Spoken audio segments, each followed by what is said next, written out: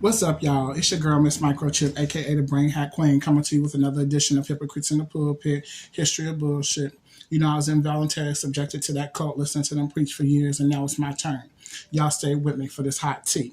So they preached that members of the organization youth should not participate in organized or school sports and should not associate with people in school who are not Jehovah's Witnesses. Now,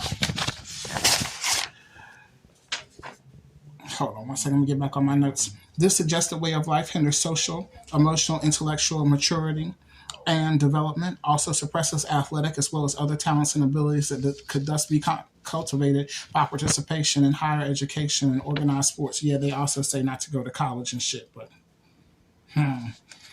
parents force kids to adhere to these requirements and often harshly punish them for expressing themselves by either wanting to or attempting to participate. How tragic.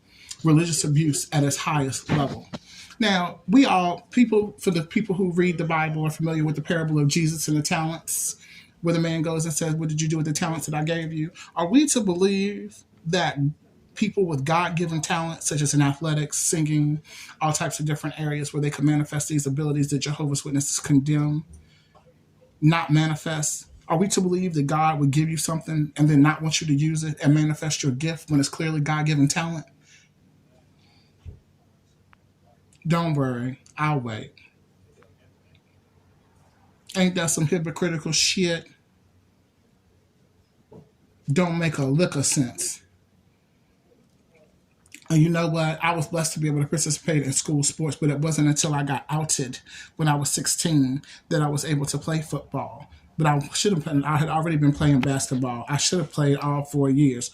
If I would have been, I wouldn't be sitting here like this today. But you know, it is what it is.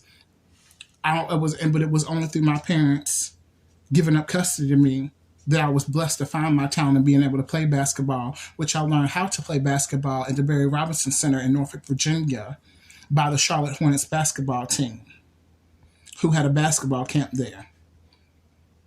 Now they say the Lord doesn't work in mysterious ways. Well, depends on which Lord you praying to and which Lord you worshiping. You feel me? But either way, it's the T. Now, moving forward, so again, check out my Facebook page, The Hypocrites in the Pulpit. I'm going to hit you with more tea, and then I'm going to drop that, and then we're going to cut it short on this episode. So they're told the elders are not supposed to give advice on medical issues. Now, elders are not supposed to give advice on medical issues. So after years of treatment, a punch biopsy, scraping my own feces out of the toilet to have it tested for cancer, multiple medications, I struggled with psoriasis. I had an elder, Richard Barnes, who embarrassed and had the nerve to counsel me on my appearance after a meeting for service.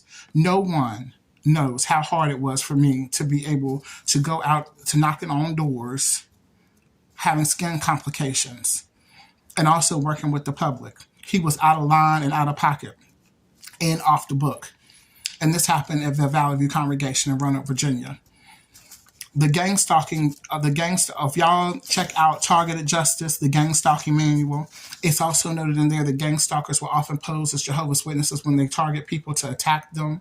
Moving forward, the gang stalking manual alerted me to the fact that gang stalkers also pose as Jehovah's Witnesses. So it's not to say that he was even a witness. Because of the shit I'm going through, he could have just sent somebody put in my path to target me, to get me off course with his bullshit and his negativity. That's all for this time, y'all. Oh, one more thing. Let me add this to you before I drop it. So they advocate not to go to college and to work part-time and be full-time evangelizers knocking on doors. Then they ask members to donate time and resources to building projects and out-of-town assemblies. Meanwhile, the men in New York are managing millions, while the people suffer and struggle to maintain the standards of meeting schedule and volunteer construction projects, organized men who don't even uphold the values themselves. So they don't want you to go to college. They want you to take a lesser paying job, work part-time, and then give them money and volunteer your time to build them churches and quick bills and stuff like that for free. If that ain't some slave shit, don't worry, I'll wait.